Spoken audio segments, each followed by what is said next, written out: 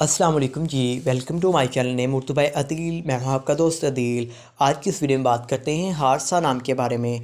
जानते हैं कि हारसा नाम का मायने क्या होता है और हारसा नाम की लड़कियां कैसी होती हैं। बहुत ही प्यारा सा और ख़ूबसूरत तरीन नाम है। इसकी तमाम तफसीलात जानिए इस वीडियो में मुकम्मल तौर पर। हारसा हारसा नाम का मायने या मतलब होता है खुशी, खुशी के होते हैं, हैप्पी के होते हैं। हारसा एक हिंदी ज़बान का नाम है। हिंदुस्तान में ये रखा जाता है। हारसा नाम की लड़कियों के लिए प्यारा सा और ख़ूबसूरत तरीन नाम है। हारसा नाम की लड़कियों का लकी नंबर 3 होता है। हारसा नाम की लड़कियों का मज़हब मुस्लिम माना जाता है। हारसा नाम की लड़कियों के लिए इनके मुआफ़िक नंबर 5, 7 और 9 नंबर होते हैं। हारसा नाम की लड़कियों के लिए मुआफ़िक वक़्त 1 बजे से लेकर 3 बजे तक होता है।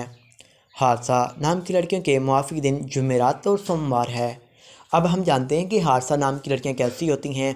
आप गहरी दोस्ती रखने की ख्वाहिशमंद हैं, ताहम आप चाहती हैं कि हर बात का आपको बार बार यकीन दिलाया जाए और अच्छे से दिलाया जाए ताकि आप पुख्ता यकीन कर पाएँ।